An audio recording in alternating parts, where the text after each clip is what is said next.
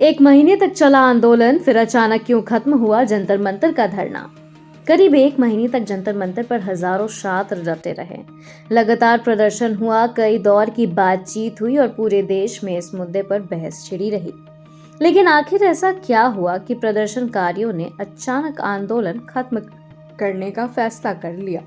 क्या सरकार ने उनकी मांगे मान ली या बातचीत से कोई नया रास्ता निकल आया? दिल्ली के जंतर मंतर पर चल रहा छात्र आंदोलन अब समाप्त हो गया। केंद्र शिक्षा मंत्री धर्मेंद्र प्रधान के इस्तीफे के बाद केंद्र सरकार और आंदोलन का नेतृत्व कर रहे संगठनों के बीच अहम बैठक हुई। बैठक के बाद दोनों पक्षों के बीच कुछ प्रमुख मुद्दों पर सहमति बनने की जानकारी सामने आई। इसके बाद आंदोलन से जुड़े नेताओं ने धरना समाप्त करने की घोषणा की। उनका कहना है कि सरकार ने परीक्षा प्रणाली में सुधार की दिशा में कदम उठाने का भरोसा दिया है। साथ ही आंदोलन के दौरान प्रदर्शनकारियों के खिलाफ दर्ज कुछ मामलों में राहत देने का भी आश्वासन है। हालांकि आंदोलन समाप्त होने के बावजूद प्रदर्शनकारी संगठनों ने साफ कहा कि वे सरकार की ओर से किए गए वादों पर नजर बनाए रखेंगे। उनका कहना है कि अगर तय किए गए कदम समय पर लागू नहीं होते तो आगे की रणनीति पर विचार किया जाएगा। इस पूरे विवाद की शुरुआत नीट यूजी 2026 परीक्षा में कथित पेपर लीक और अनियमितताओं के आरोपों से हुई थी। परीक्षा के बाद देश भर के कई राज्यों में छात्रों ने विरोध प्रदर्शन शुरू भी कर दिए। छात्रों का कहना था कि यदि प्रतियोगी परीक्षाओं में पारदर्शिता नहीं होगी तो लाखों युवाओं के भविष्य पर सवाल खड़े होंगे। धीरे धीरे यह आंदोलन दिल्ली के जंतर मंतर तक पहुंचा और देश भर का ध्यान अपनी ओर खींचने लगा। कई छात्र संगठन, सामाजिक कार्यकर्ता और अभिभावक भी इस आंदोलन से जुड़े।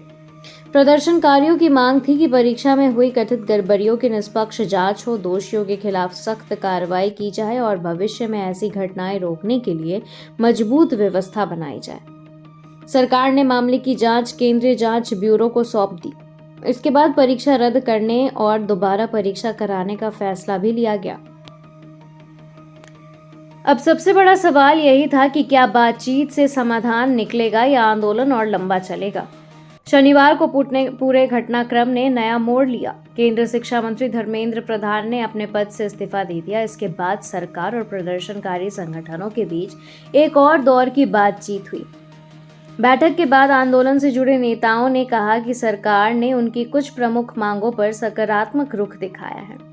परीक्षा प्रणाली में सुधार की प्रक्रिया आगे बढ़ाने और आंदोलन के दौरान दर्ज मामलों में राहत देने का आश्वासन दिया गया है। इन आश्वासनों के बाद जंतर मंतर पर आंदोलन समाप्त करने की घोषणा की गई।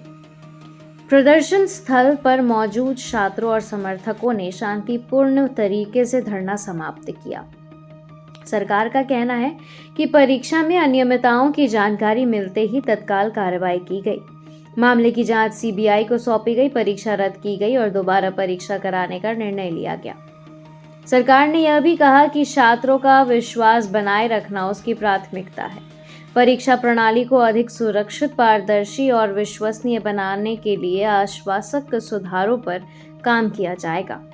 बातचीत के दौरान प्रदर्शनकारियों के खिलाफ दर्ज कुछ मामलों में राहत देने के आश्वासन भी दिए गए। इसी के बाद समाधान का रास्ता निकला और आंदोलन समाप्त हुआ। विपक्षी दलों ने पूरे मामले में सरकार से जवाबदेही तय करने और शिक्षा व्यवस्था में व्यापक सुधार की मांग की दोहराई है। उनका कहना है कि ऐसी घटनाओं की पुनरावृत्ति रोकने के लिए मजबूत व्यवस्था जरूरी है। यह मामला केवल एक आंदोलन के खत्म होने तक सीमित नहीं है। हर साल देश में लाखों छात्र प्रतियोगी परीक्षाओं में शामिल होते हैं। ऐसे में परीक्षा प्रणाली की निष्पक्षता और पारदर्शिता पर लोगों का भरोसा बना रहना बेहद जरूरी है। यदि परीक्षा व्यवस्था मजबूत होती है तो इसका सीधा फायदा छात्रों को मिलेगा। वहीं यदि जांच और सुधार समय पर नहीं होते तो ऐसे विवाद दोबारा भी सामने आ सकते हैं। इसीलिए यह मामला सिर्फ छात्रों का नहीं बल्कि पूरे शिक्षा तंत्र से जुड़ा हुआ है। अब सबकी नजरें सरकार के अगले कदम पर होगी। परीक्षा सुधारों को लेकर क्या फैसले लिए जाते हैं, सीबीआई जांच किस निष्कर्ष पर पहुंचती है और प्रदर्शनकारियों के लिए इस आश्वासनों को कब तक लागू किया जाएगा, यह देखना महत्वपूर्ण होगा।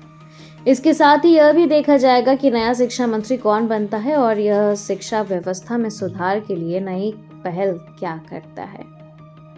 क्या सरकार की प्रदर्शनकारी संगठनों के बीच बनी सहमति से शिक्षा व्यवस्था में वास्तविक सुधार आएगा या नहीं?